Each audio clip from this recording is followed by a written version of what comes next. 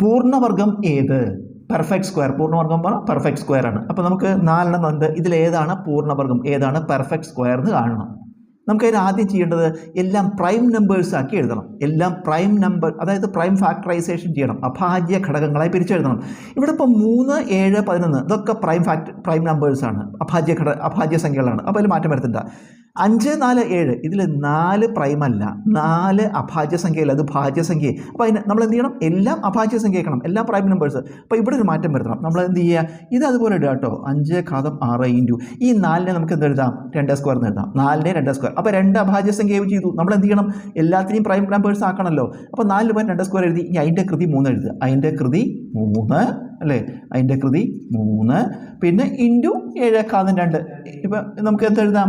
ഇതങ്ങനെ എഴുതി. 5/6 ഇൻറ്റു ഇതെന്താ? എഘാതം എം ഹോൾഘാതം എൻ. എഘാതം എം ഹോൾഘാതം എൻ. എഘാതം എം ഇൻറ്റു എൻ. 2 കൃതി വരുമ്പോൾ 2 കൂടി ഗുണിക്കും. എഘാതം എം ഹോൾഘാതം എൻ, എഘാതം എം ഇൻറ്റു എൻ. അപ്പോൾ 2 ഘാതം കൃതികൾ തമ്മിൽ ഗുണിക്കുമ്പോൾ 6 ഇൻറ്റു 7/2 അതുപോലെ എഴുതുക. ഇപ്പോൾ നോക്കൂ, ഇതെല്ലാം 3, 7, 11 പ്രൈം നമ്പേഴ്സാണ്. 5, 2, 7 പ്രൈം നമ്പേഴ്സാണ്.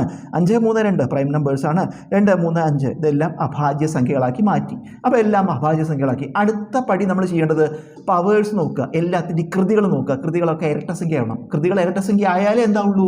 പെർഫെക്റ്റ് സ്ക്വയർ ആവുള്ളൂ, അല്ലെങ്കിൽ പൂർണ്ണവർഗ്ഗം ആവുള്ളൂ. കൃതികളെല്ലാം ഇരട്ടസംഖ്യ വരണം. ഒറ്റ സംഖ്യ വന്നാൽ പ്രൈം നമ്പർ അല്ല, പൂർണ്ണവർഗ്ഗം ആവില്ല. നോക്കൂ, 5, 4, 2 ഇത് ഒറ്റ സംഖ്യയാണ്. ഒറ്റ സംഖ്യ വന്നാൽ പൂർണ്ണവർഗ്ഗമല്ല. അപ്പോൾ ഇത് പൂർണ്ണവർഗ്ഗമല്ല. ഇരട്ട സംഖ്യ വന്നാലേ പൂർണ്ണവർഗ്ഗം. എല്ലാം ഇരട്ട സംഖ്യ വരണം. ഇത് ഒറ്റ സംഖ്യ വന്നു, അതുകൊണ്ട് ഇത് പൂർണ്ണവർഗ്ഗം അല്ല. പൂർണ്ണവർഗ്ഗം ഏതെന്ന ചോദ്യം. അടുത്ത് നോക്കൂ, നമ്മൾ മാറ്റം വരുത്തി. ഇത് നോക്കരുത്. ഇനി മാറ്റം വരുത്തി 5/6, 2/6, 7/2 കൃതികൾ നോക്കൂ, എല്ലാം ഇരട്ട സംഖ്യകളാണ്. എല്ലാം ഇരട്ട സംഖ്യകളാണ്. അപ്പോൾ ഇതാണ് പൂർണ്ണവർഗ്ഗം. ബാക്കിയുള്ള നമുക്ക് പരിശോധിക്കാം. ഇതിൽ നോക്കൂ, 3, 5, 10 കണ്ടോ? ഒറ്റ സംഖ്യയാണ്, പൂർണ്ണവർഗ്ഗം അല്ല. 4, 7, 2 ഒറ്റ സംഖ്യയാണ്, പൂർണ്ണവർഗ്ഗം അല്ല. അപ്പോൾ ഇതിൽ പൂർണ്ണവർഗ്ഗം ആയത് ഇതാണ്. അതായത് 5/6 ഇൻറ്റു 4/3 ഇൻറ്റു 7 സ്ക്വയർ ആണ് ഉത്തരം.